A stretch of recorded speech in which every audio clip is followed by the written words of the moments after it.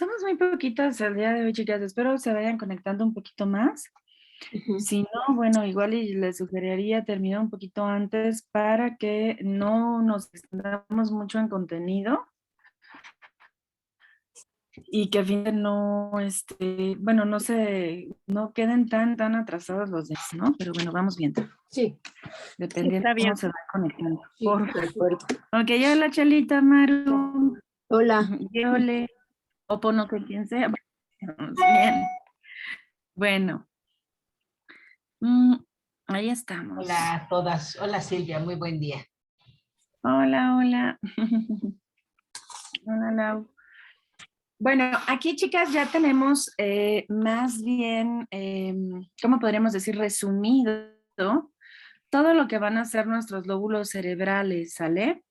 Aquí ya vamos a tener como tal lo que nos va a ayudar a hacer el cerebelo, el área de Wernicke, que es esta zona chiquitita, el área de Broca, de la que también ya habíamos hablado, que tiene mucho que ver con el lenguaje, el lóbulo frontal, el área sensorial, que va a estar acá en el parietal, el área motora, que va a ser esta parte igual de parietal, el lóbulo parietal como tal, ¿no? Y vamos a ver el lóbulo temporal y el tronco del encéfalo. Entonces, cada uno de estos ya va a tener cosas muy características y aquí lo vamos a poder ver.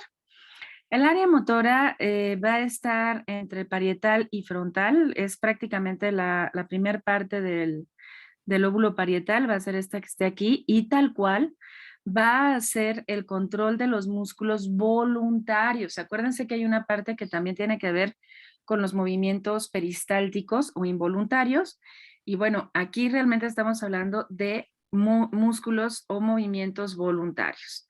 Vamos a tener el área sensorial, que es, ya la habíamos visto la vez pasada, que tiene que ver con cómo cada parte de nuestra piel va a ser detectada y cómo esta parte del cerebro nos va a decir cuando hay algo que nos molesta, alguna piedrita, cuando hay frío, cuando hay calor, diferentes situaciones. También vamos a tener nuestro lóbulo frontal, que si ustedes se fijan, bueno, pues nos va a estar dando muchísimas cosas, entre ellos el juicio. Aquí nos va a hablar del movimiento, de la resolución de problemas, de la concentración del pensamiento, del comportamiento, la personalidad o el humor, pero también es el que toma decisiones y es el que va a generar un juicio, es decir, el que nos va a permitir que en algún momento dado decidamos o queramos hacer una cosa u otra. Entonces, eso ya nos va a ir llevando justo a saber qué es lo que verdaderamente o realmente queremos hacer. El área de Broca, les decía yo que tiene mucho que ver con el habla. En esta área es de donde se va a surgir el que yo pueda decir ciertas palabras y sean correctas, mientras que en el área de Wernicke, que va a estar de este lado, más bien es la comprensión del lenguaje, ¿no? No sé si de repente les he escuchado, bueno, les ha tocado escuchar algún momento que dice, escuchas pero no entiendes, Sí. ¿sí? Eh, Ujú. Ese escuchas pero no entiendes, obviamente tiene que ver con alguna lesión en el área de Wernicke. No es que tal cual el oído esté mal porque tú estás oyendo a la persona, pero la comprensión de lo que se está escuchando, eso, la responsable va a ser el área de Wernicke, y cuando esta de alguna u otra manera está dañada o hay algo que, hay alguna lesión o incluso alguna anomalía, no nos va a permitir comprender realmente lo que el otro está diciendo. Entonces, literal, vamos a hacer como Charlie Brown cuando hablaba la maestra y nada más escuchamos bla, Ujú. bla, bla, bla, bla, bla, bla, bla. Bueno, pues así, Sí. literal, pues así lo tenemos, ¿no? Entonces, hay que observar esta parte. Por otro lado, si yo me cacho diciendo una palabra por otra, entonces es muy probable que mi zona o área de Broca tenga algún daño, ¿sí? Entonces yo quiero decir qué bonito está el día y termino diciendo, este, qué bolsa fina. Y entonces dices, ¿qué tiene que ver la bolsa con el día? Pero te cachas. Ujú. Tú querías decir una cosa y te escuchas diciendo otra. En ese momento es muy probable que tengamos algún daño en la zona o en el área de Broca. El lóbulo temporal, como ya habíamos visto, va a tener que ver con la audición, con el lenguaje, con la memoria. Y aquí vamos a tener esta parte que va a ser el tronco encefálico, en donde vamos a tener la mayoría o la mayor concentración de células gliales. Esto es bien importante porque esas células gliales son las que después se pueden llegar a convertir en neuronas. Acuérdense que de alguna u otra manera las neuronas no se van a reproducir como el resto de las células. Incluso se pensaba que estas simplemente no se reproducían.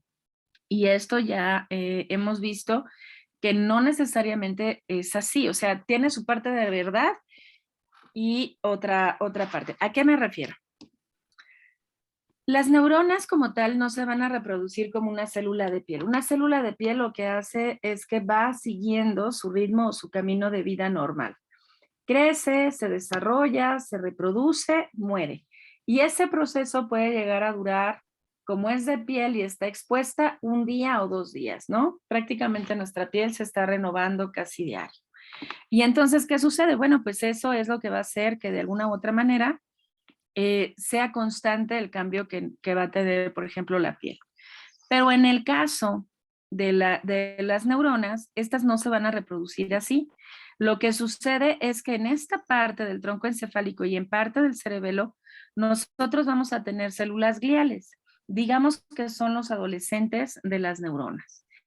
Y entonces ahí están, ellos están haciendo sus funciones, son jóvenes, ahí están muy contentas, muy felices. Y si en algún momento dado, en cualquiera de las áreas o estructuras cerebrales, se muere alguna neurona, entonces vamos a suponer que tenemos una lesión aquí, en esta área. Y entonces nuestras células gliales lo que van a hacer es que van a empezar a hacer literal un caminito que va a ir de aquí para poder llegar de alguna u otra manera a esta parte donde está la lesión. Claro, yo lo pongo así, se tarda un poquito más, pero ya que llega, hay que recordar que tengo una célula inmadura. Es un jovencito que no ha terminado de capacitarse, ¿no? Es un adolescente que acaba de terminar la preparatoria y que viene a suplirme a alguien que aquí ya tenía una maestría o un doctorado. Entonces, ¿qué sucede? Pues esta célula o neuronita glial va a tener que ir agarrando, tomando funciones, todo ello, hasta poder convertirse en una neurona como la que estaba ocupando ese sitio. Por eso es que este cambio que se va a dar de aquí a acá, pues va a tomar tiempo. Por eso hay algunas personas que dicen, puede llegar a tomar hasta 20 años el que se reproduzcan. Bueno, no es que tarde 20 años, lo que pasa es que la especialización que va a tener esta neuronita, pues es diferente a la que pueden llegar a tener otras y entonces va a tardar un poco, pero ¿de qué depende? Pues de nuestra neuroplasticidad, del cómo nosotros mismos estemos haciendo diferentes ejercicios, del que nos mantengamos hablando un idioma diferente, escuchando idiomas distintos, escuchando música y tratando de tocar algún instrumento, el ajedrez, cosas que nos ayuden a estar despiertos para que de alguna u otra manera nuestras células gliales estén más a tono o ad hoc. Y dependiendo del área donde se encuentre el daño, bueno, pues va a ir tomando las funciones del área. Entonces, esa es la idea. Aquí también vamos a llevar procesos que tienen que ver con la conciencia, con la respiración, con el ritmo cardíaco. Conciencia no como esta parte filosófica, sino de estar despierto. La parte así filosófica de la conciencia es el lóbulo frontal.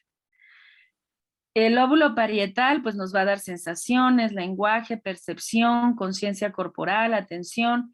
El occipital, la visión, la percepción.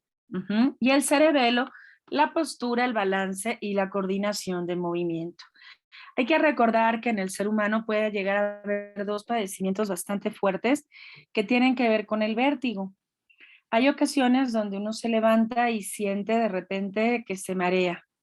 Eso evidentemente tiene que ver por alguna anomalía en los huesecillos y estamos hablando tal cual del lóbulo temporal o de esta área o de los oídos, bueno, y ya cuando se alinean o se hace un trabajo, pues ya se resuelve el problema.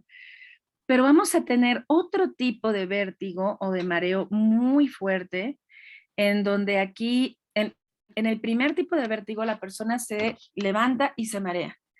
Y en este otro tipo de vértigo, que es un vértigo cerebelar, bueno, del cerebelo, lo que va a ocurrir es que vamos a sentir que todo a nuestro alrededor se mueve. Y entonces, si hay algún daño en cerebelo, esta parte también puede llegar a ser muy importante, porque también es una forma en que nosotros sabemos que esa área pudiese estar dañada o tener alguna lesión, ¿sí? Entonces tiene que ver con ello. Lupita Ocampo, ¿levantas tu manita o fue mi...? Ah, sí. Sí. Mande. Tengo una duda. ¿El lóbulo temporal es uno solo que corre de lado a lado? ¿O hay un lóbulo temporal derecho y un lóbulo temporal izquierdo? Así como lo estás diciendo. Hay uno derecho y uno izquierdo. Ah, ajá. Gracias. Ese era No, mi... ¿de qué? Pero sí.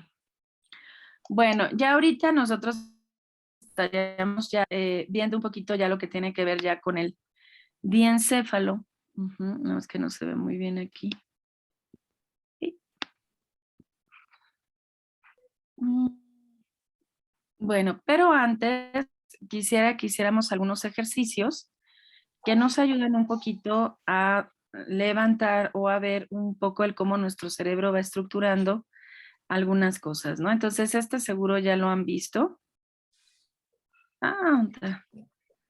Tiene que ver con palabras, pero que se van diciendo, bueno, lo vamos a hacer, espérame.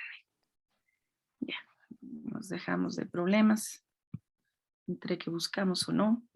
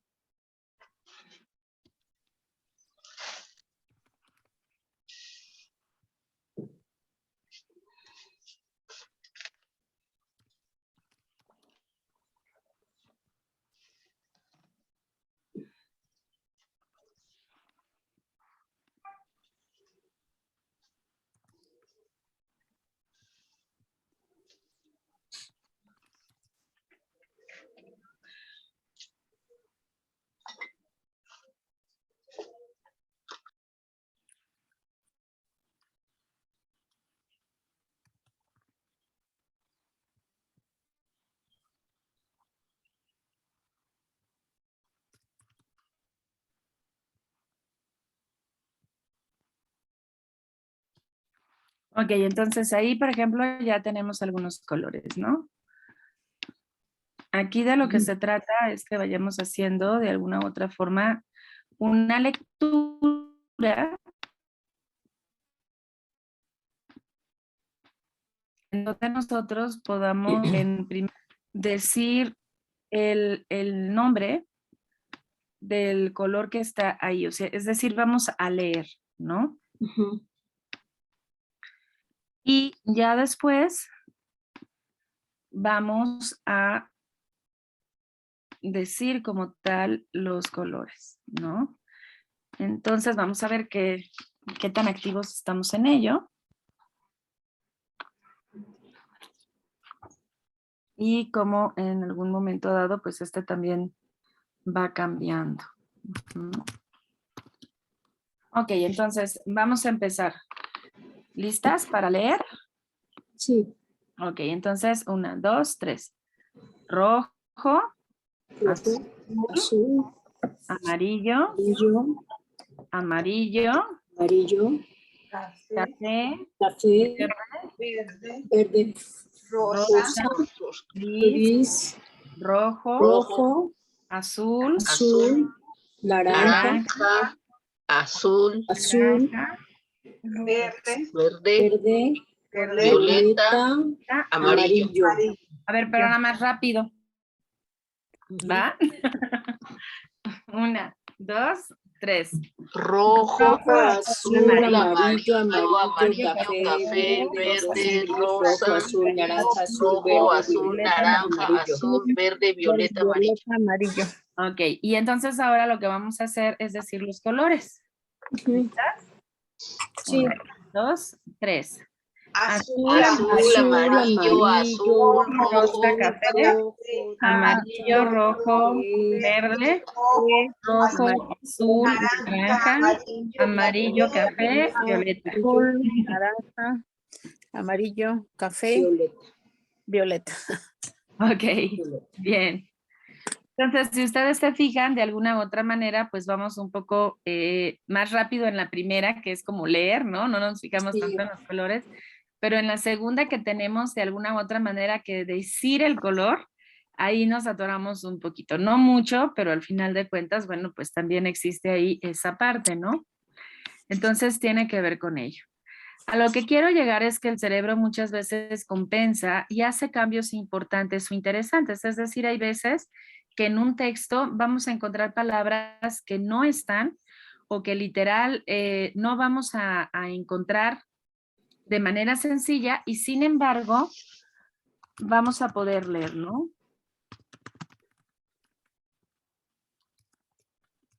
Dejan ver si la puedo encontrar. Esta otra que quiero que hagamos.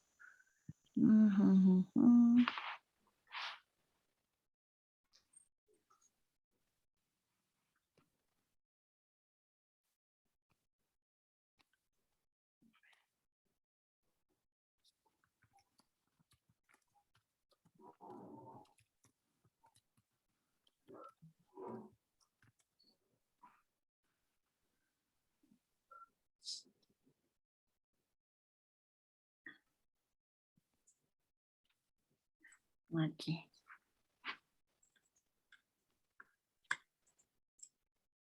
Entonces, fíjense bien, ¿no? Por ejemplo, aquí. Dice, ¿ahí qué dice? ¿Cómo es posible? ¿Cómo es posible que Que seamos seamos capaces de capaces leer de todo De leer tener todo todo esto? esto. Exacto. Fíjense cómo efectivamente las palabras van a estar completamente acomodadas distinto.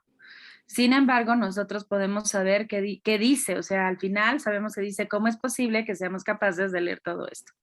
Aunque está desacomodado. ¿Por qué? Porque el cerebro lo que hace es que capta la primera letra, la última letra, se va a algo conocido o parecido y entonces genera de inmediato ese mensaje.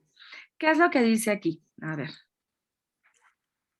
Este mensaje es para demostrar demostrar las cosas más tan increíbles que increíbles puede hacer nuestro cerebro. que Si logras puede leer esto, hacer puedes nuestro sentirte cerebro. orgulloso de Si tu logras leer inteligencia. Tu inteligencia, Solo 10.570, pocas personas logran puedes esto. ¿Logras Se leer debe ese? al hemisferio derecho del cerebro asociado sentirte orgulloso de tu inteligencia, a ya las que letras que solo, conocemos normalmente.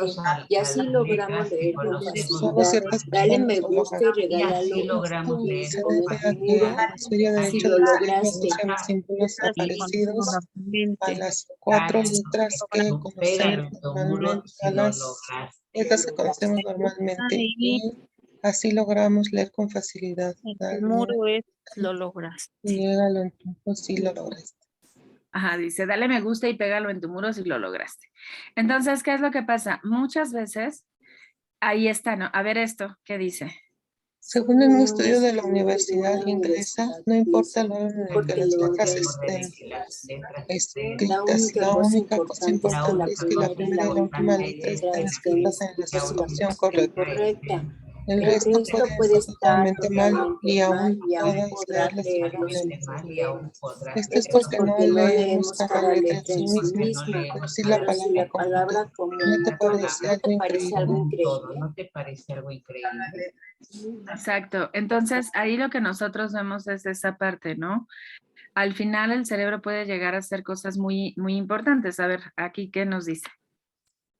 Es un claro Este ejemplo es de un que no claro necesito ejemplo de de que no necesitas tener un texto presentado como excelente para comprender lo que es. Excelente. Como te habrás dado cuenta, dar en este momento está escrito de forma que se muestra solo parte de las letras o las palabras. Aún así estás entendiendo prácticamente todo. Y si además estás leyendo rápidamente, te resultará más fácil comprenderlo.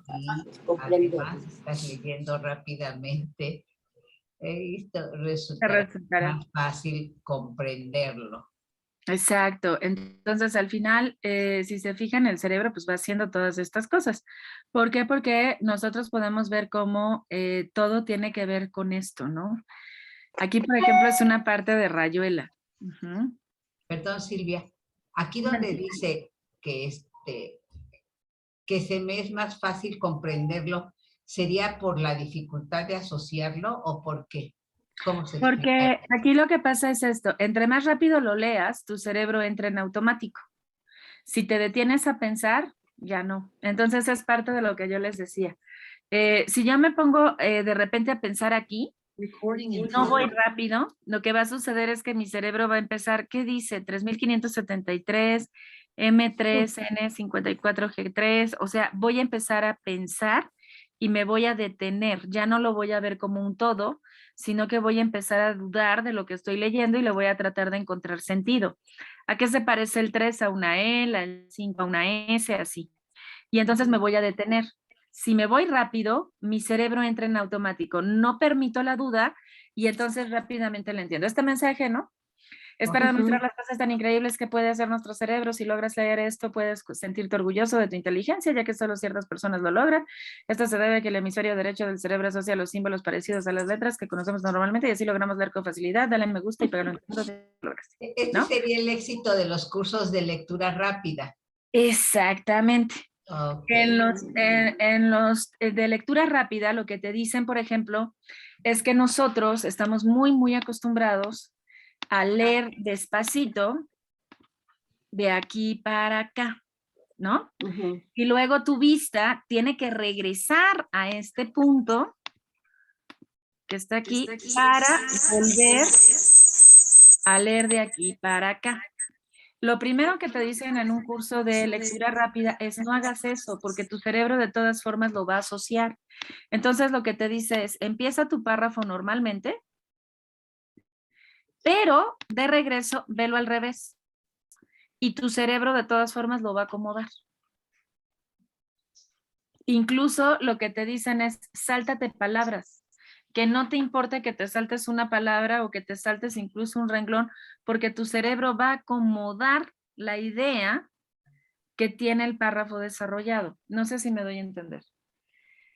Y entonces, cuando no estamos leyendo en voz alta, solo estamos leyendo, puedes ir al doble de velocidad, ¿no? ¿Por qué? Porque efectivamente ya no estás siguiendo como tal estructura, sino que rompes esa linealidad y vas un poco más rápido, ¿no? Pero son esos trucos que en algún momento dado se ponen, ¿no? Y bueno, ahí ya hay otras herramientas. Por ejemplo, te piden que primero saques tu promedio. Entonces, primero te piden que saques un promedio de lectura. Tu lectura tiene que ser de unos 10 minutos y en 10 minutos saber qué es lo que leíste. Y después de ello, tienes que ir haciendo estos truquitos y ver cuánto puedes realmente avanzar. Mande, Lupita. Con respecto a no, nunca he tomado el curso, pero tengo mis dudas porque el otro día que les comentaba que yo he leído pues, varias de las obras de García Márquez, de algunas les puedo comentar cosas y recordar esto, recordar lo otro, en algunas total el argumento y todo. Pero Memoria de mis putas tristes, yo lo leí en Sanborns. Era un tiempo en que los dineros no andaban bien y entonces pues acababa de salir, yo me fui a Sanborns, el libro estaba sin, se podía leer pues, y entonces me puse ahí, pero bueno, a lo mejor esta es la condición pero pues cómoda no estaba, ¿no? No quería que me dijeran qué va a llevar o eso, porque lo leí, no sé, en 1 o 2 horas ahí parada, porque no hay ni dónde sentarse, ¿no? Es ahí donde están los libros, y pues lo leí parada, pero de ese no recuerdo nada. Y, pues, lo leí muy rápido, sí, pero pues no se me quedó nada. A lo mejor al otro día, a los 2 días, pero ahorita me preguntas y no recuerdo nada. Es más, el día que lo mencionamos dije, yo creo que lo tengo que volver a leer porque no me acuerdo de nada. Pero ahí no necesariamente tenía que ver la rapidez con la que lo leíste, sino el estado de estrés en el que te encontrabas. Es decir, por ejemplo, no es lo mismo que, yo me he puesto a leer de pronto en el Sanborns y te sientes muy incómodo, ¿no? Porque Ajá. sientes que de alguna manera pues estás ahí y que alguien va a voltear a verte. Ajá. Ahora imagínate un libro, ¿no? un libro completo. Exacto. Entonces, realmente es más la tensión que tienes porque te vean, porque esto, porque aquello, por lo que sea, ¿no? Y entonces, pues ya no lo disfrutaste y ya no lo leíste. Entonces, tiene que ver un tanto con ello. O sea, más la atención que verdaderamente yo te invitaría a que trates de nueva cuenta esa lectura, de hacerla rápido, pero ya en tu espacio, en tu casa, y va a cambiar diametralmente. Yo creo que ahí fue más la atención del lugar. Porque yo así me pasó, hace poco tenía yo que esperar a unas personas y dije, ay, pues me quedo aquí leyendo, pero me sentí tan incómoda que ni me acuerdo qué libros tomé, creo que eran, no me acuerdo, o sea, me acuerdo de ciertas escenas del Sanborns, pero no te puedo decir qué libros como tal tomé, porque efectivamente sentía más como la tensión, ¿no? De estar esperando, de que no se me fueran a ir, de que si no llegaban, entonces, ¿qué iba a hacer? Porque estaba en un lugar lejano, o sea, cositas así, ¿no? Pero fue mucha la atención y entonces me di cuenta que no era posible. Sí, lo voy a hacer. Gracias. Violeta. ¿Qué tanto ayudaría en este aspecto para la retención la cuestión de un fondo musical, Silvia? Lo que pasa es que aquí tenemos 2 cosas. Hay cerebros que funcionan perfectamente bien con el ruido y con el sonido. E incluso es necesario que exista para que haya una mayor concentración. No sé si me doy a entender. O sea, hay cerebros que pueden trabajar fácilmente con el ruido de una telenovela y una lectura, ¿no? O el ruido de un programa y una lectura, o la música y una lectura. Pero hay otros cerebros que no. Hay otros cerebros que se distraen muchísimo y no logran mantener la concentración. Entonces, uno tiene que cacharse. Si tú eres de un cerebro que le gusta que haya ruido para concentrarse, pues qué maravilla, porque no vas a tener realmente problema, ¿no? Pero va a haber otras personitas que no, que necesitan que todo esté completamente callado. En mi caso, yo soy de las que necesita muchas veces que haya ruido de fondo para poder prestar atención a otras cosas, pero sí me cacho que el ruido de fondo tiene que ser algo tonto, o sea, puede ser una caricatura, puede ser una novela, algo tonto, y entonces le puedo seguir el ritmo perfectamente bien a lo que estoy leyendo y a lo tonto, ¿no? Pero si me pones un documental o un programa que tenga que ver con algo donde tengo que meter pensamiento y al mismo tiempo estoy leyendo, no, porque entonces sí me encuentro tratando de ver lo que está diciendo el documental o tratando de esto y entonces ya no hilo una u otra, ¿no? Entonces, pero si es algo tonto, superfluo o si puede ser música, no tengo bronca, ¿no? Pero sí tiene que ver como con esos canales. Sí, Bien. porque la verdad para mí ha sido verte en tu retención excelente, ¿eh? Ay, Entonces, digo, bueno, ella lo aplica. Entonces, Yo creo que esa es una motivación para mí. Gracias. Sí, bueno, yo sí trato de leer y ir rápido, ¿eh? O sea, dependiendo del tipo de lectura. Si no tengo que hacer análisis, entonces sí. Pero trato de, o sea, me hago eso, sí me salto palabras, he de decir. Y sí vas mucho más rápido. Entonces va dependiendo. Y lo que me funciona mucho para retener, que ahí es de cada cerebro, es anotar. Anotar. Sí, aunque no vuelvo a ver el apunte, pero yo sí lo necesito pasar a cuaderno. En el momento en que yo lo estoy anotando, es como si se quedara dentro, es como si se retuviera. Pero también sé de personas que eso lo reprueban mucho, porque te dicen, es que estás anotando y no pones atención, ¿no? Y la verdad conmigo no funciona así, al contrario, si yo no anoto, no logro mantener esa retención. Pero ahí ya cada uno se tiene que ir conociendo y generar sus técnicas, porque es muy personal el cómo cada uno de los cerebros va funcionando. Siempre es muy particular, también a lo que se va acostumbrando y a lo que nuestros padres en algún momento dado pusieron o hicieron o cosas así, ¿no? También ahí es importante. Sí, a mí me paraban muy temprano para estudiar y me acostaban muy temprano. Pero decía, tienes que hacer esto y esto. A las 5, 5:30 o 6 ya estaba yo arriba para llevar a cabo esa actividad. Gracias. Y se queda, ¿no? Porque entonces después tienes que estudiar algo y seguro te levantas temprano. O sea, es que se quedan cosas como ya muy, muy estructuradas. Bien. Pues tratemos de leer este. Este está un poco complejo porque se supone que es un idioma que se inventan dos amantes y finalmente es un poco complicado por ello, ¿no? Entonces, vamos a ver si podemos, ¿no? Apenas se lee, a ver, ¿qué dirá? Dice, apenas él le amalaba, ¿no? Pero era más como de hablaba, ¿no? Hablaba el poema. Exacto. A ella se le agolpaba el clemizo. Y caía en hidromurias. En Dios. salvajes amboníos, ¿no?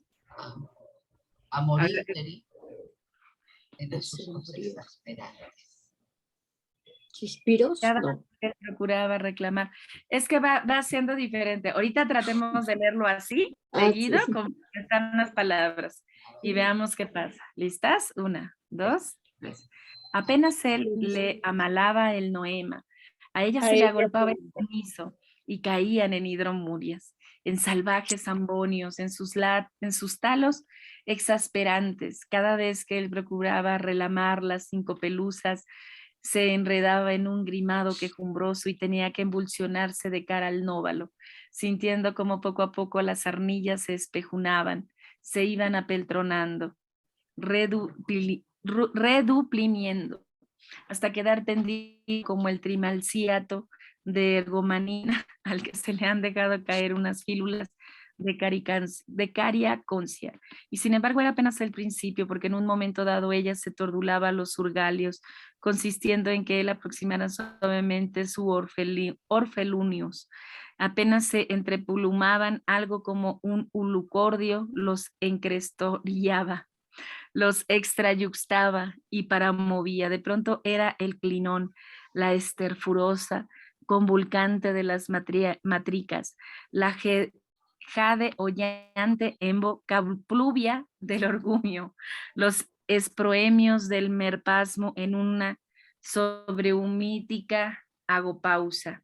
Eboje, volposados en la cresta del Murelio se sentían Valparamar perlinos y volposados en la cresta del Murelio se sentían Valparamar perlinos y marulos.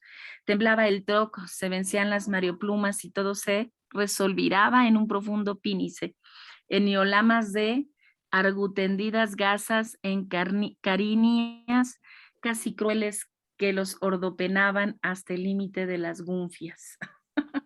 ¿Alguien quiere leerlo? ¿Quién me sigue? ¿Quién lo lee? Así como está. Es que es un reto del cerebro, porque como son palabras que no conocemos, está cañón. Estaba en chino y aparte dejando volar mi imaginación, Sí. no logré comprender esto. Como que sabemos más o menos de qué trataba. A ver. Más o menos. Bien, pero ¿quién se atreve? A ver, ahí Mercy ya lo está leyendo, a ver. Vas, Viol. Dice, apenas él le amaba el noema, a ella le agolpaba el crémido y caían en hidromurias, en salvaje ambonios, en sus talos exasperantes. Cada vez que él procuraba relamar los incrospelusas, se enredaba en un grimado quejumbroso y tenía que embulsionarse de cara al nóvalo, sintiendo cómo poco a poco las armillas se espejunaban, se iban apeltromando, reduprimiendo hasta quedar tendido como en el trimalciato de ergomanina, el que se le han dejado caer unas filuras de carioconcia, y sin embargo era apenas el principio, porque en un momento dado ella se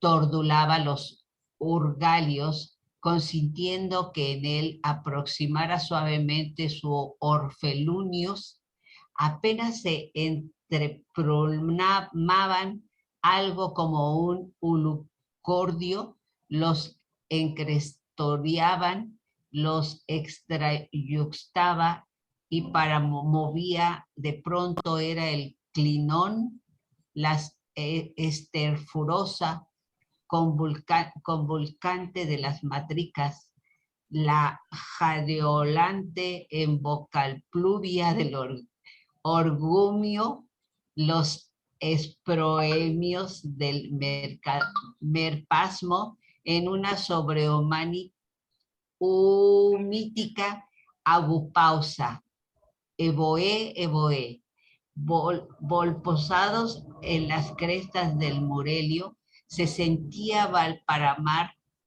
perlinos y márulos, temblaba el troc, se vencían las marioplumas y todo se resolviraba en un profundo pinice, en niolamas de argutendidas gasas, en carinias casi crueles que los ordopenaban hasta el límite de las gunfias.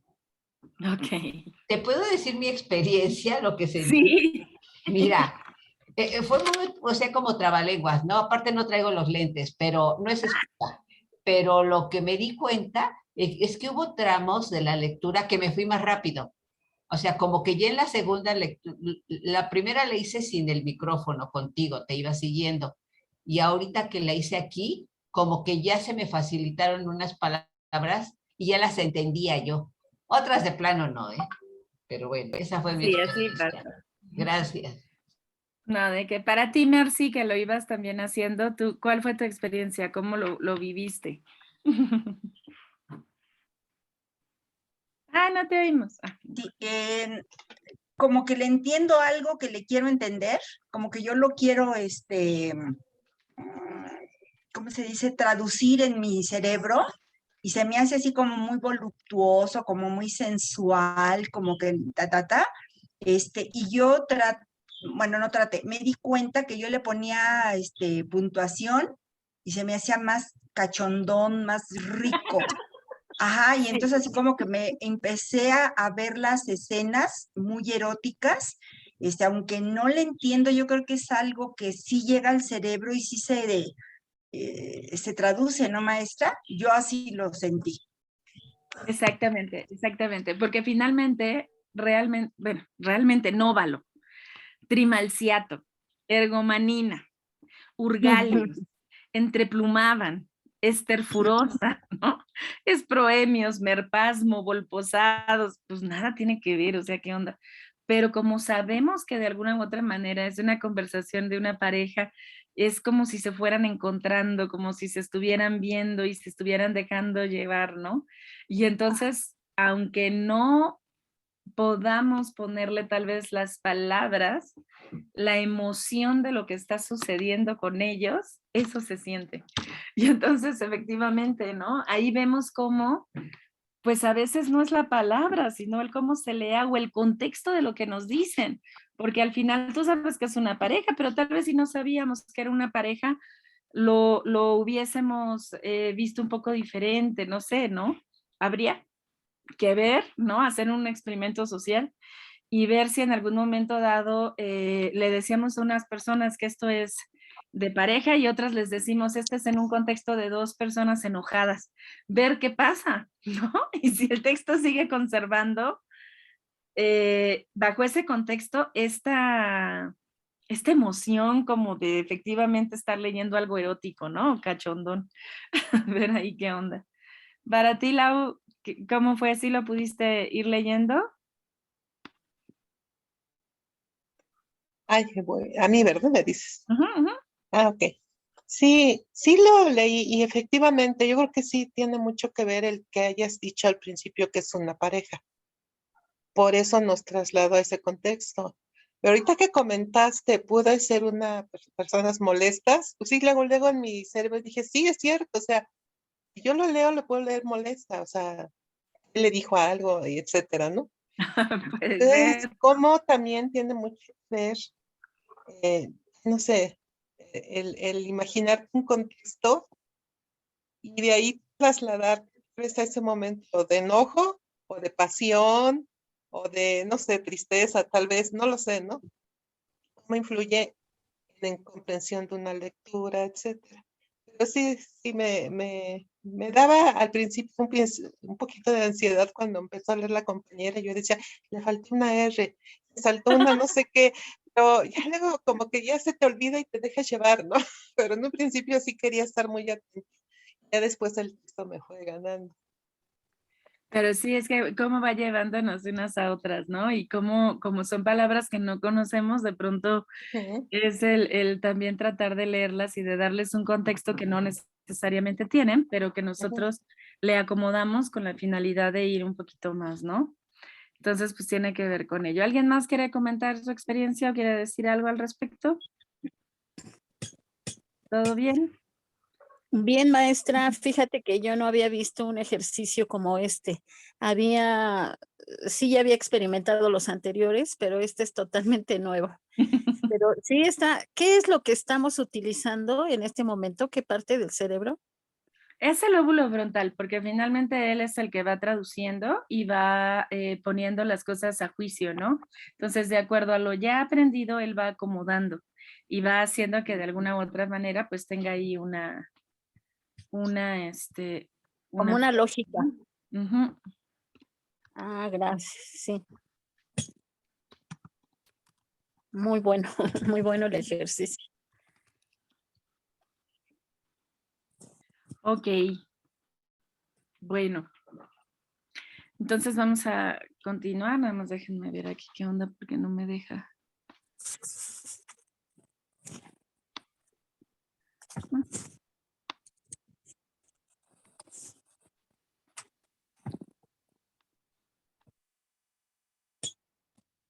A partir de aquí está como que muy raro esto.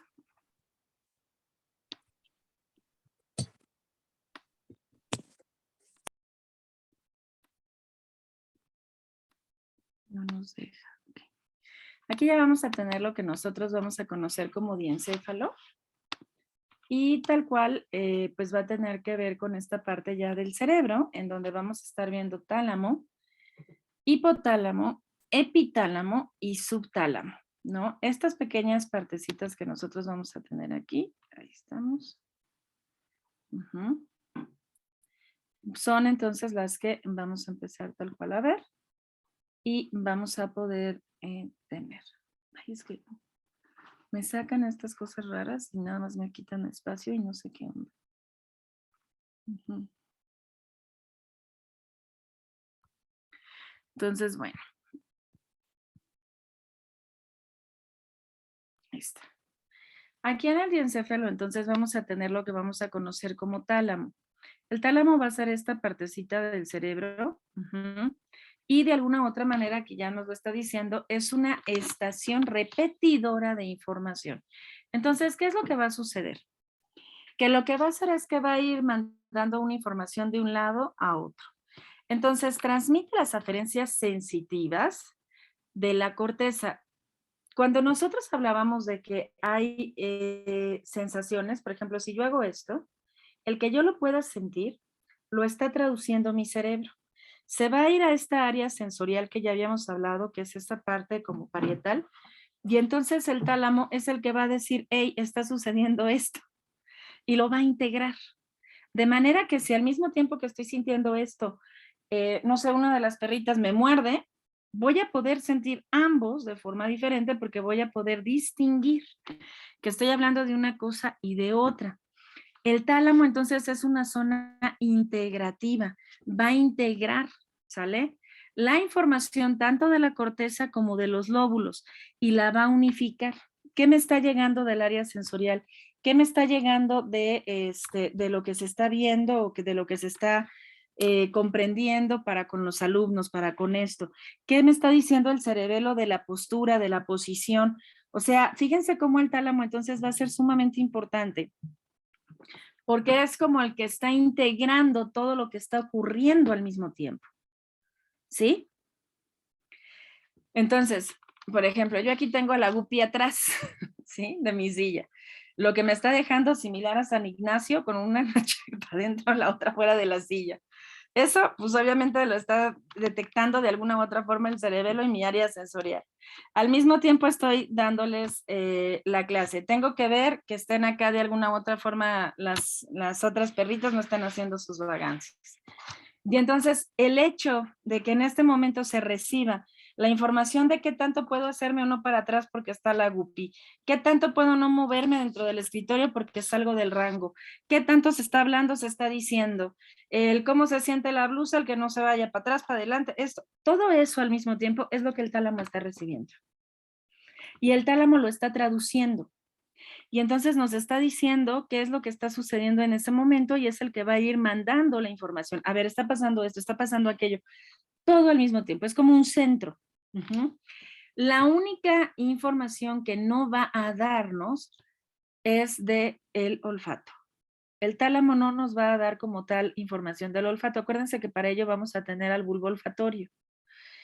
Entonces nos lo está diciendo, salvo el olfato, el resto de los sentidos tiene aquí su centro de información, la cual pasa después al área que le corresponde en la corteza, ¿sí?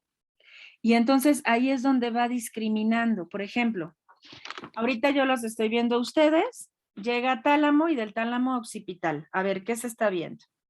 Estoy sentada, esta información va a la zona de sensaciones del parietal y entonces va al tálamo y de ahí viene para acá. ¿Qué tanto te puedes mover? ¿Sí me doy a entender? El tálamo entonces va a redireccionar esa información.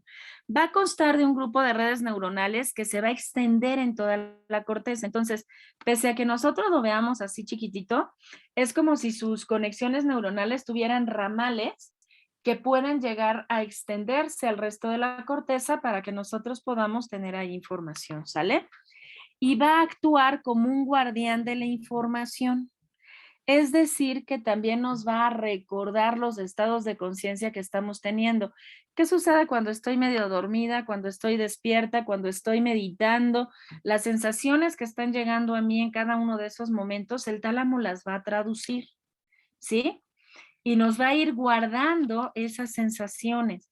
Igual y yo no recuerdo bien a bien qué sucedió en uno de mis sueños, pero si me concentro y logro ver una parte, probablemente el tálamo logre estructurarme, por lo menos en la emoción o la sensación que pude haber sentido.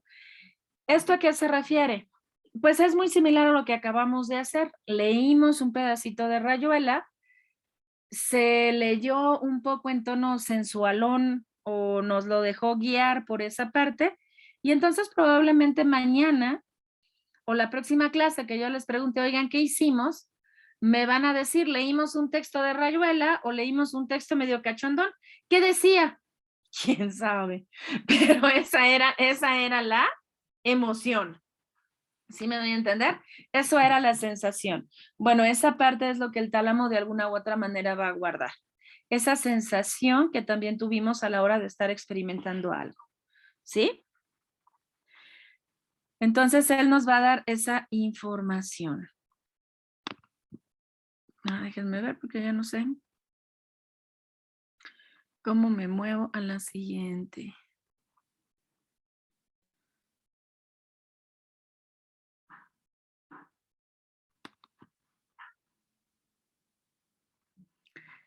Aquí entonces vamos a seguir viendo un poco del tálamo y vamos a ver lo siguiente. El tálamo, que es esta estructura, aquí la vamos a ver ya desde otra perspectiva, ¿no?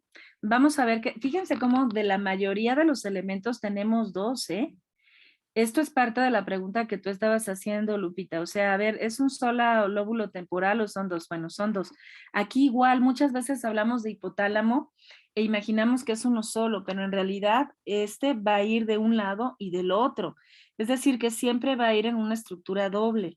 El tálamo lo mismo, las amígdalas, ¿se acuerdan?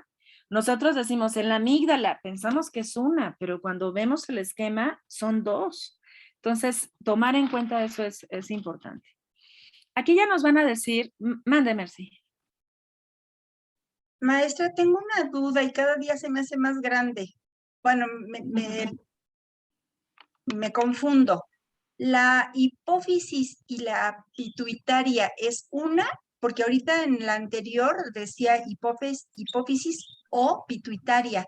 Y hace unos días escuché a Fresia, algo así, se llama ella.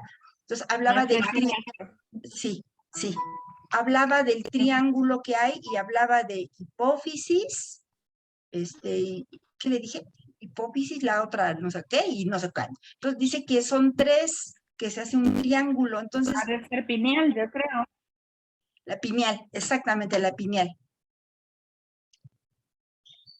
Sí, porque aquí veo pituitaria o hipófisis y en alguna clase escuché que la pineal es así como que la glándula maestra y yo cuando cuando era pequeña había entendido que la hipófisis era la glándula maestra, así le habían dicho. Me imagino que con los nuevos descubrimientos pues esto va cambiando. Entonces estoy toda hecha bolas, que lejos de aprender. La glándula, a ver. Sí, maestra. No, está bien. Está bien porque entre más dudas tengamos, mejor, porque esto se va a ir resolviendo y vamos a poder ir viendo. La hipófisis y la pituitaria es la misma, ¿sí? No va a haber realmente cambio. La pineal y la pituitaria van a estar muy relacionadas, pero no se sabía hasta hace muy poquito qué chinitos hacía la pineal. Entonces, realmente de lo que se tenía mucho conocimiento era de la pituitaria, de la hipófisis. Por eso la considero un glándula que hace muchas cosas o hace muchas cosas. Dentro de lo que puede llegar a ser en algún... ¿sí me están escuchando? Se oye robotizado. Okay, a ver si así ya me escuchan un poquito mejor. Sí, maestra, ya. Por el video. Entonces, bueno, ya quité el video un poquito. Sí. Pero efectivamente, la glándula pituitaria va a ser considerada lo que se va a llamar la glándula maestra y va a regular muchas de las actividades del resto de las glándulas. Entonces, esta glándula se va a encontrar en el hipotálamo, que ya estuvimos viendo también hace algunas semanas. Pero aquí digamos que se van a ir desarrollando varias hormonas y eso es lo que en realidad va a ir generando los cambios. Y lo que nosotros vamos a tener en la pineal es algo similar. Antes no se sabía qué hacía la pineal y como no se sabía qué hacía la pineal, no se la consideraba como tal una glándula importante. Simplemente decían, ¡ay, es el tercer ojo!, ¿no? Y ya. Pero no ahondaban en ello porque finalmente no era algo así como que, ¡ay, qué es lo que realmente hace! ¿Qué se decía? Pues que en la pineal estaba el alma. Así, tal cual. Y muchos decían, bueno, es que entonces la glándula pineal, ahí va a estar el alma contenida o ahí va a estar la parte espiritual o la conciencia divina. Como no se sabía qué hacía, se decía que era ese receptáculo al cual llegaba la energía divina y entonces todo se generaba.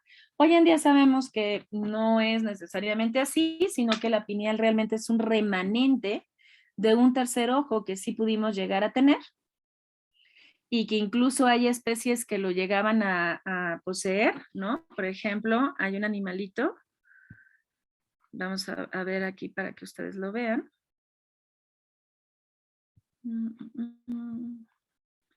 Este animalito se llama tátuara.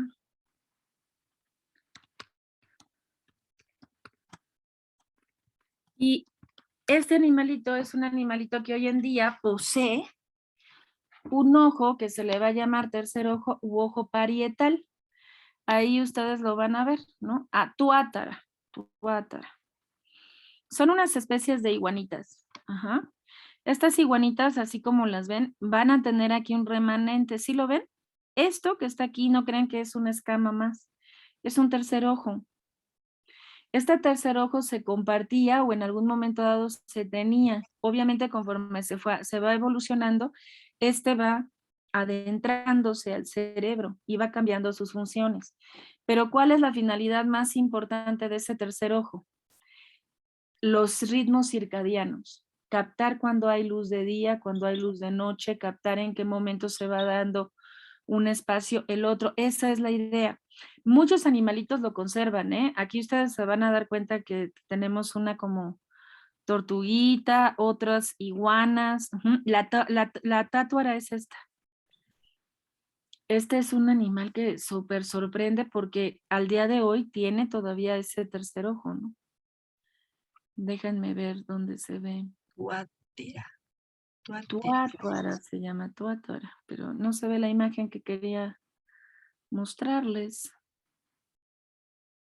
Miren, aquí ven cómo se va a ir llenando con luz, o sea, porque al final es un ojo. Se le va a llamar ojo pineal, ¿ya vieron? Sí. Ojo pineal, tuáteras le dice. En los humanos se metió. Ajá. Y entonces se convirtió en la glándula pineal, pero en algún momento dado sí se tenía. Nada más que aquí sí se veía bien cañón y ya no se ve. Entonces déjenme ver si lo podemos poner aquí a ver si se ve. Táutara, ¿no? ¿Sí se llamaba?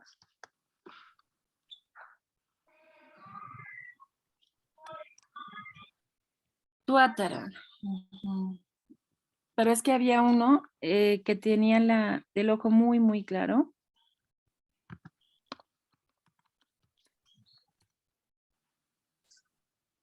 Y ya luego ya la perdimos. Aquí está. Ah, ¿no? sí. Es esta. Este animalito es sumamente importante por eso, porque él todavía conserva este remanente.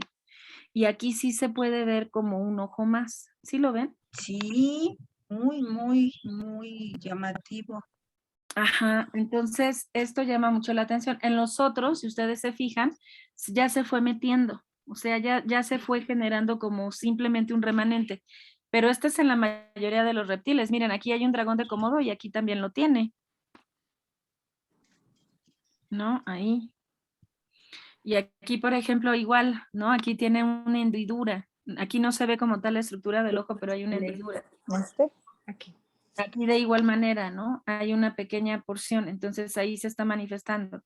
Y en el de abajo también es una tuátara, ahí también se ve un tercer ojo, aquí. ¿No? Sí. Entonces, esto sí lo teníamos, pues, nada más que con el paso del tiempo se fue cambiando y se fue adentrando. Por eso es que en las comunidades antiguas, la mayoría de ellas, se buscaba generar un cambio en la estructura del cráneo, ¿no? Para que quedara expuesta la glándula pineal. Entonces, en este tipo de cráneos que trabajó el ser humano, sobre todo aquí, por ejemplo, que lo hacían mucho los mayas o algunos de nuestras culturas madre u originales, ¿qué hacían? cambiaban el cráneo, cambiaban la estructura del cráneo. Qué doloroso. Con tablitas. Acuérdense que cuando nosotros nacemos, todo el cráneo es cartílago. Y entonces se ponían las tablitas para que esta parte se hiciera hacia arriba, como está aquí. Y entonces, ¿qué sucede? Reacomodas la glándula pineal.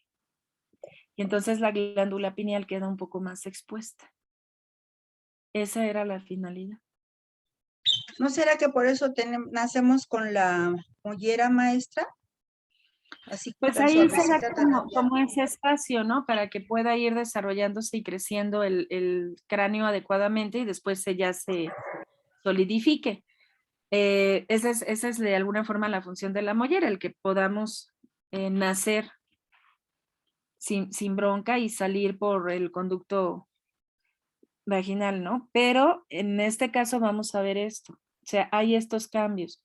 Estos cambios cerebrales o del cerebro, pues son importantes porque vamos viendo cómo cambian, ¿no?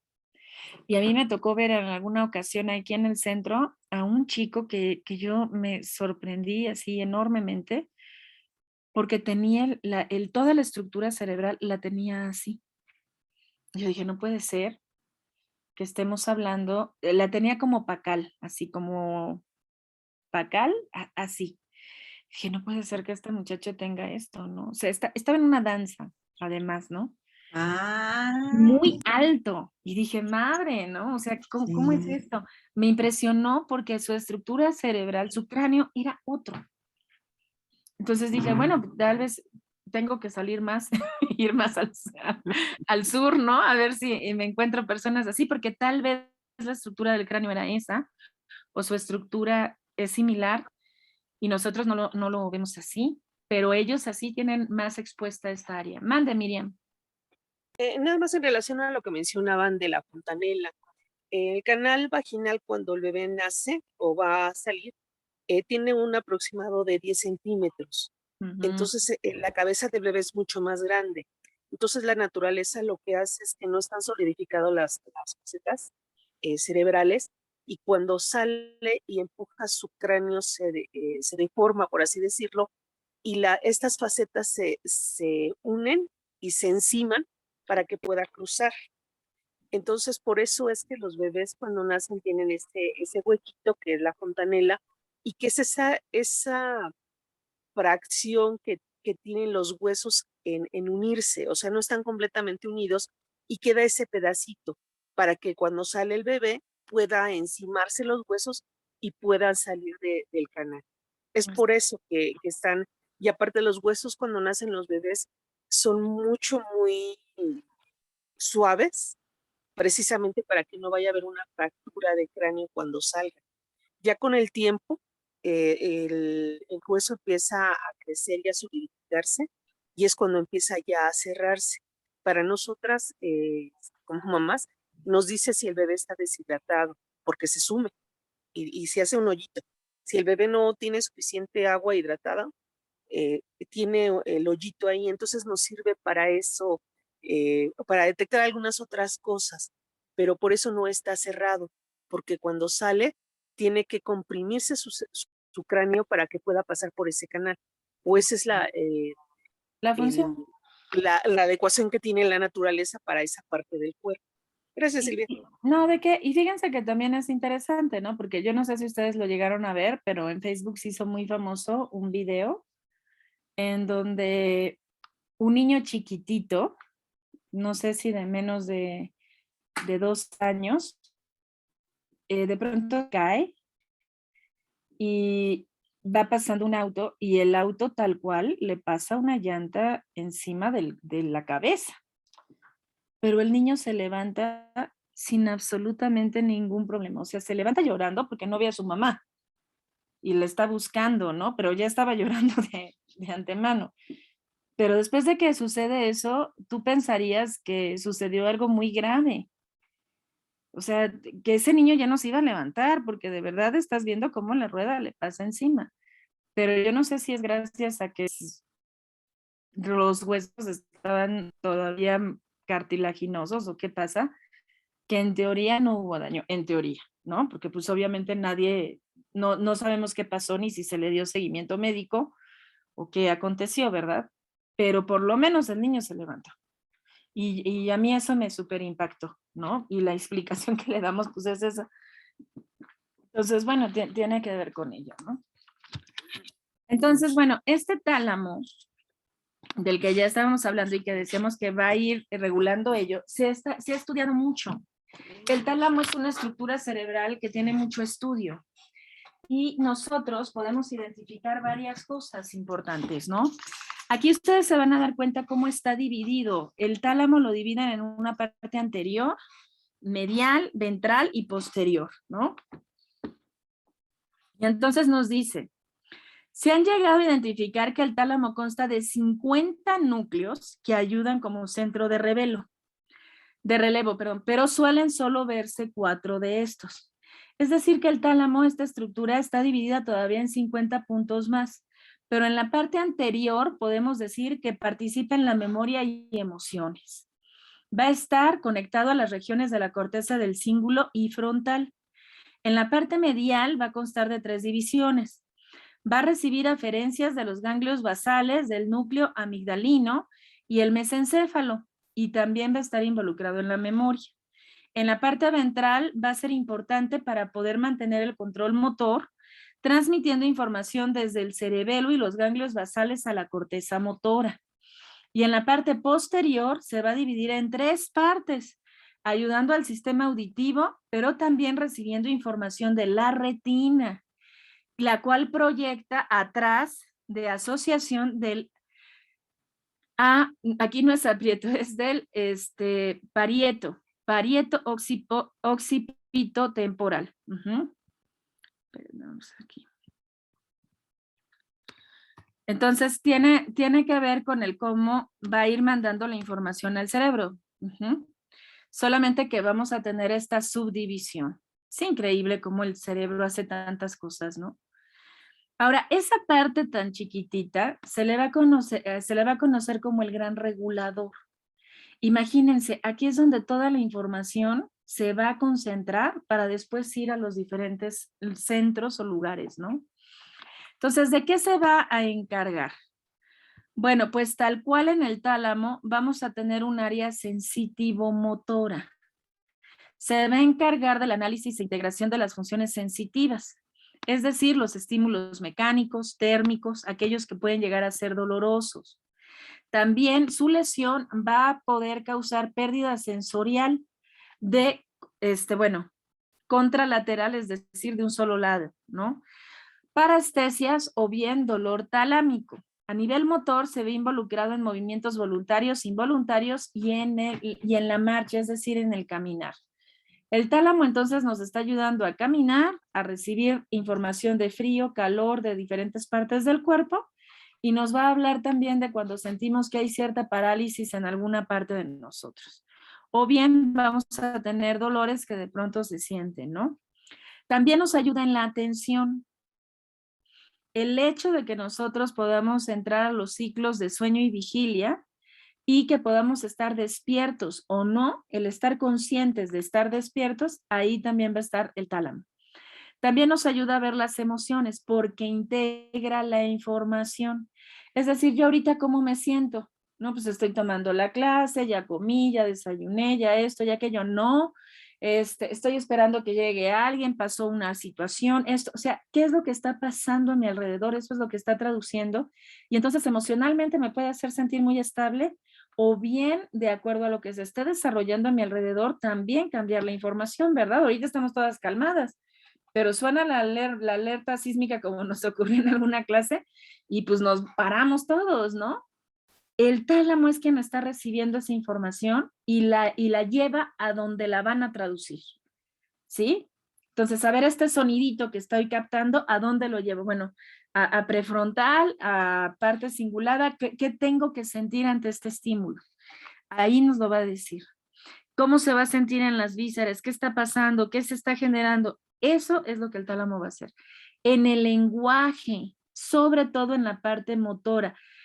Es decir, en el hecho de que yo pueda hablar correctamente, en el que yo pueda decir las cosas que quiero decir, que era lo que hablábamos, ¿no? qué bonito está el día y no decir qué bolso fino. Esa parte también nos va a ayudar. Y nos va a ayudar a que también los movimientos sean adecuados, que pueda realmente decir la palabra, que no cambie una S por otra letra, ¿no? Ya ven que a los niños a veces les cuesta una letra, también por ahí va, ¿no? Entonces es como este entrenamiento que se tiene que ir haciendo. Nos ayuda en la memoria, sobre todo en la anterógrada, es decir, en la formación de nuevos recuerdos, ¿sí? Y colabora también en recuerdos obviamente recientes con antiguos, es decir, los une. Esta información que estoy aprendiendo ahorita, ¿con qué la puedo unir? ¿Con qué cosas anteriores tengo? Y me va a ayudar a la función ejecutiva, es decir, me va a llevar la mayor parte de la información a la parte de la corteza prefrontal y ahí voy a tener atención, iniciativa, inhibición, conducta. Entonces, fíjense todo lo que hace el tálamo. Es un gran regulador, ¿no? O sea, es el centro de información de nuestro cerebro. Ahí se va a ir almacenando todo para irlo moviendo. Y luego vamos a tener el hipotálamo. Aquí en el hipotálamo es esta partecita chiquitita que vamos a tener aquí. Y aquí también vamos a ver que va a haber muchas funciones. Vean, el hipotálamo nos va a ayudar a conectar el sistema nervioso con el sistema endocrino. ¿Esto qué quiere decir? Bueno, ¿cómo me estoy sintiendo? Acuérdense, por ejemplo, los riñones tienen las suprarrenales. Las suprarrenales, pues es endocrino, es el sistema endocrino. ¿Qué es lo que yo estoy percibiendo para decirle a mis riñones generen más energía para salirme corriendo de aquí? ¿Sí? Esa parte de lo que se va a traducir, la unión que va a hacer entre lo que estoy percibiendo y las diferentes funciones endocrinas, me las va a estar dando el hipotálamo. Su función va a ser en generar homeostasis en el cuerpo.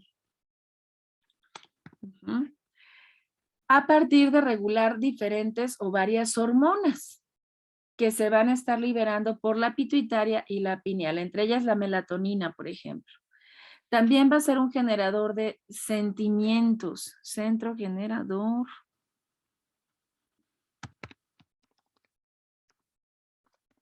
De sentimientos, como la tristeza, el enojo, la sensación de satisfacción sexual, el enamoramiento, o sea, va a ser un gran regulador también emocional, ¿no? Y también regula ciclos de sueño, de hambre, flujo sanguíneo, frecuencia cardíaca. Aquí van a ir los movimientos involuntarios, ¿se acuerdan?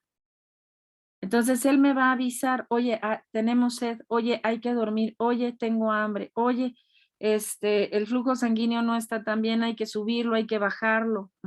Es el que va a regular todo ello. También en este punto vamos a tener problemas o alteraciones que van a ser difíciles de describir, nos los van a decir, y que van a tener que ver con padecimientos. ¿Qué padecimientos? Trastorno hipotalámico hipofisiario, ¿no? Que van a traer, por ejemplo, acumulación de exceso de hierro, o tener sangrados frecuentes, o tener inflamación en el cuerpo, infecciones, y se ve alterando cuando existe bulimia o anorexia, o cuando se tiene una dieta alta en grasas. Es decir, el hipotálamo no es que se vaya a averiar así como que tan fácil, pero si nosotros estamos consumiendo demasiado hierro, se va a ver afectada. Y también en este sentido puede generar sangrados, y cuando hay sangrados frecuentes, el hipotálamo también se pudiese ver afectado. ¿Qué vamos a ver en este síndrome o en este trastorno hipotalámico hipofisiario? Pues que va a haber una inflamación en el cuerpo, puede haber infecciones cada vez más recurrentes, y que vamos a tener estados o alteraciones del hipotálamo cuando tenemos anorexia o dietas complejas, ¿no? Aquí lo seguimos viendo. Vamos a seguir viendo el hipotálamo como tal, pero ahora lo vamos a ver más, más seccionado o más profundamente. Y aquí vamos a ver que el hipotálamo va a generar muchísimas de las neuronas, de las hormonas que nosotros vamos a llegar a generar. En el hipotálamo se genera la hormona antidiurética. ¿Qué hace la hormona antidiurética? Aumenta la cantidad de agua en los riñones que absorben en sangre. Es decir, me ayuda a saber cuando el agua viene para mí o se va a salir, ¿no? O sea, va a regular si el agua se queda en mi cuerpo, se va. Hormonas liberadoras de corticotropina nos ayudan a regular el metabolismo. Aquí se trabaja directamente con la pituitaria y con la suprarrenal, que era lo que yo les decía, ¿no? Y entonces libera ciertos esteroides de ser necesario. Hormonas liberadoras de gonadotropina. Estas van a trabajar con la glándula pituitaria y van a ayudar a que se generen también en los órganos sexuales para que funcionen adecuadamente. Acuérdense que la gonadotropina también tiene que ver, por ejemplo, cuando hay algún embarazo, tiene que liberarse cierta hormona para decirle al cuerpo, hey, hay un embarazo, bájale a tus mecanismos de defensa y demás para que pueda desarrollarse el feto. La oxitocina. La oxitocina es una hormona que genera un buen de cosas. La oxitocina aquí nos habla de la liberación de la leche materna, de la temperatura corporal, de los ciclos de sueño en una madre, pero la oxitocina se genera cuando estamos excitadas, por ejemplo. Y la oxitocina cuando estamos enamoradas también nos ayuda a generar esta idea de enamoramiento o de unión con el otro, ¿no? Y entonces nos ayuda mucho a unirnos al otro. Acuérdense que por eso también nosotras nos enamoramos un poco más, porque cuando la mujer tiene relaciones con un hombre, genera y libera oxitocina a niveles mayores que un varón. Y entonces tenemos una idea de querer quedarnos con esa persona con la que estamos compartiendo, ¿no? Mientras que en el hombre esto no se genera de la misma manera, ¿sí? Y entonces no se comparte. También la oxitocina va a ayudar a la hora del parto. Se va a liberar una gran cantidad de oxitocina y entonces el parto puede llevarse a cabo. Y va a reducir también el dolor del parto en ese momento. Entonces, la oxitocina es una hormona que hace muchas cosas. Vamos a tener hormonas galactorreicas, es decir, son las que van a generar la leche materna o la leche en nuestras glándulas mamarias, ¿no? Y no nada más habla de las mamás. Fíjense que en muchas ocasiones, y sobre todo ya hoy en día con la cantidad de hormonas que estamos consumiendo en diferentes alimentos, también los varones pueden llegar a tener hormonas galactorreicas o bien pueden generar leche, ¿sí? O sea, no es una función solo de nosotros, porque finalmente el varón también va a tener estas glándulas mamarias. Y también vamos a tener la hormona liberadora de tirotropina, que en este caso van a ser quienes ayudan a activar a la tiroides y van a ayudar a que se regule el metabolismo, los niveles de energía y el crecimiento de desarrollo. Es decir, que en este caso el hipotálamo nos va a ayudar bastante a todo lo que son las hormonas y el cómo irlas regulando. También vamos a tener la hormona del crecimiento, en donde también tiene que ver la glándula pituitaria, pero nos ayuda a mantenernos entonces más activos. Acuérdense que cuando esta empieza a tener problemas, pues se puede desarrollar hipo o hipertiroidismo y también tiene que ver con ello, ¿sale? Entonces, ¿hasta aquí vamos bien? Ok.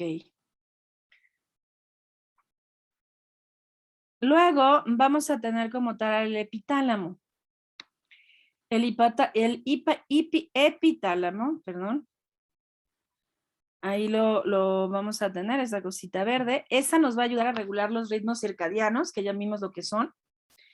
Pero también va a estar vinculado a emociones, sobre todo al tener ganas de hacer cosas o a la depresión, ¿no? Caer en apatía, en no querer hacer cosas, en irnos para abajo, cosas así. Ahí va a tener que ver el hipotálamo también. Está constituida por los núcleos avenulares, se llaman así porque parecen como habitas.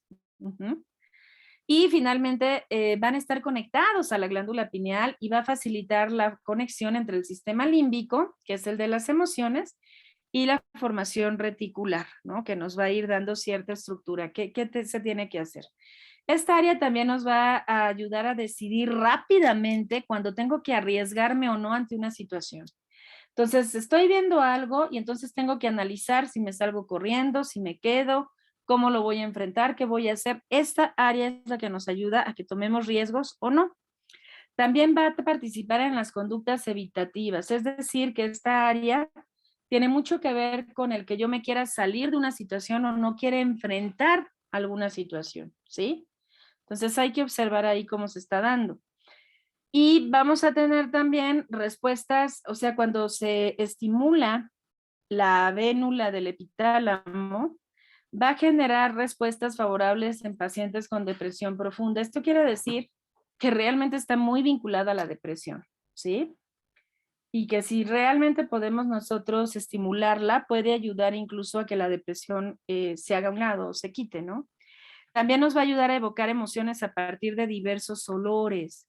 Es decir, que aquí va a venir la parte emocional, un olor que me despierta un momento, una sensación, algo en específico, ¿no? Entonces, ahí también lo vamos a tener vinculado, ¿sale? ¿Hasta aquí vamos bien? Bien. Sí. Y aquí ya vamos a tener lo que será la glándula pineal. La glándula pineal es esta cosa chiquititita, chiquititita. Ajá.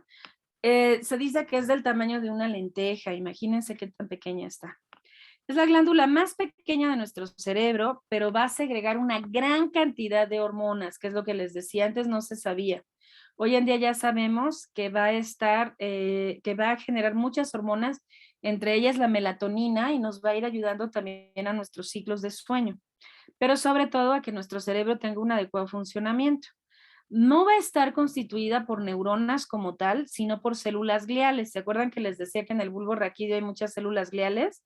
Y que estas son las que después pueden llegar a convertir en neuronas. Bueno, la pineal va a tener células gliales y no tanto neuronales. Va a generar melatonina, que es lo que yo les decía, y va a ayudar a nuestros ciclos de sueño y vigilia.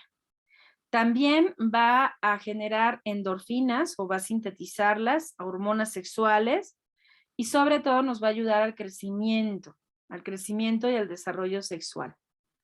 Con el paso del tiempo se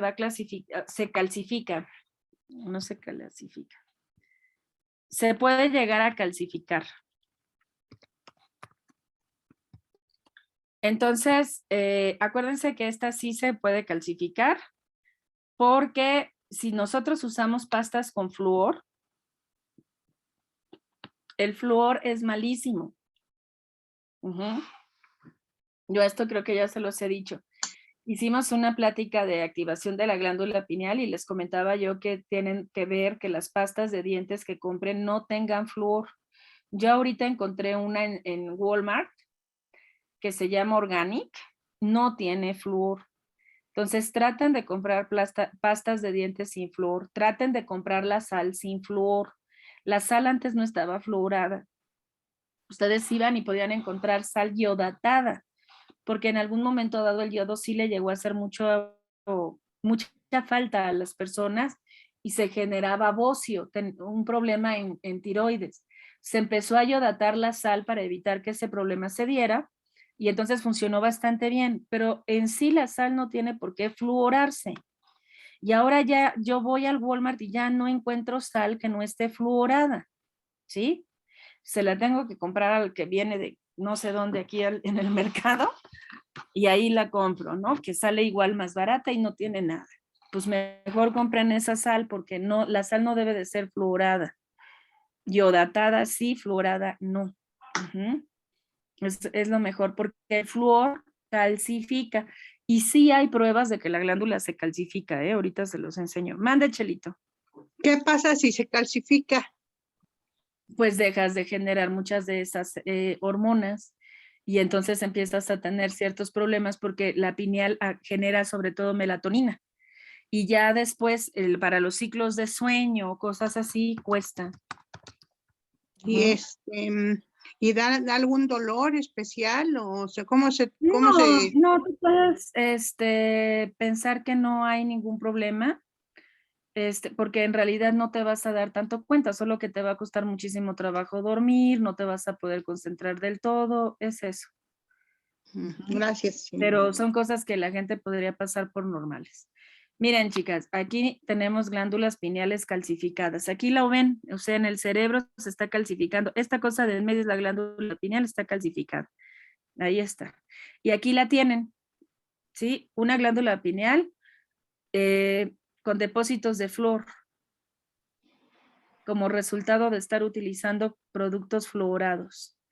Entonces, sí se calcifica la glándula pineal.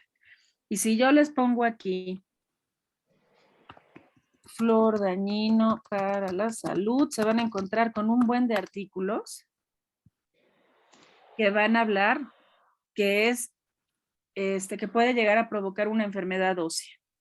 O sea, el flúor está prohibido. Si yo le pongo flúor prohibido, se van a dar cuenta que en muchos países, sobre todo obviamente europeos, va a estar el uso del flúor prohibido.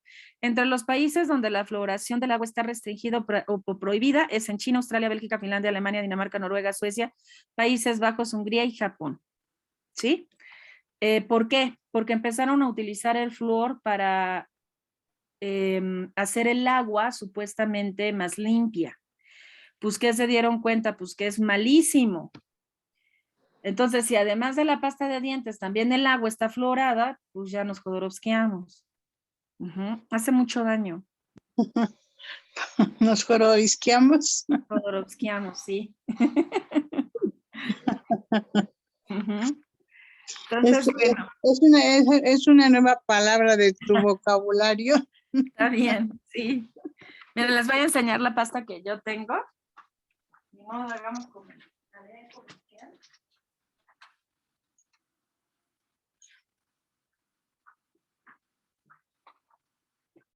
pero me pareció bien porque no es cara. Y la verdad luego compras sin flúor y te salen carísimas. Y esta tiene un precio normal. Se llama Organic y viene como en 3 presentaciones. Esta blanca, una negra y una verde. La negra tiene carbón activado. Esta simplemente es con las sustancias normales y la verde va a tener menta. Esta igual tiene menta. Y es como tu pasta de dientes normales, pero no tiene flúor. ¿Y la que viene con carbón activado es mejor? Es igual.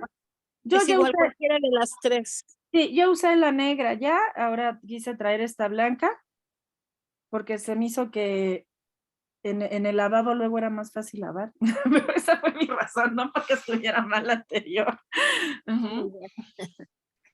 Sino porque como si queda negrito, se ensucia un poco más. Pero eso es todo. La pasta queda feíta. Ajá, pues es que ya ven que se lava uno los dientes y luego va quedando como un poco de residuo en el lavabo, entonces hay que quitarlo. Entonces mi única razón fue que dije, bueno, ahí quedaba negrito, ahora ya con este ya no se va a ver. Y sí, ya. Y es una sensación muy rara estarse lavando los dientes y ver así todo negro, así como es impactante ver eso. Entonces después se acostumbra uno. Pues es que, bueno, yo no lo sentí tanto así, pero sí está raro. Y esta que es blanquita, pues ya no. Y si la quieren más como comercial, está la verdecita, ¿no? Que generalmente alude un poco a los colores a los que estamos acostumbrados. Pero por lo menos no tiene flúor y eso es buenísimo. Sin químicos, sin azúcar, sin fluoruro, libre de parabenos, libre de sulfato. Entonces, finalmente esta es orgánica y funciona bien. Y les digo que no está tan cara, porque luego yo he ido a tratar de buscar sin flúor y te las dejan ir así chiquitas, 100, 200 pesos y dices, ay, pues no manches, mejor me hago una con bicarbonato o arcilla. Punto, ¿no? ¿En qué tienda? En Walmart. En Walmart. En Walmart ahí la encontré. Vale, chicas, bueno, pues entonces espero que les haya gustado la clase y nos estamos viendo la siguiente semana, ¿vale? Sí, maestra, está bien, gracias. Muchas, chicas. Bye. Un abrazo. Gracias, maestra. Igual, gracias.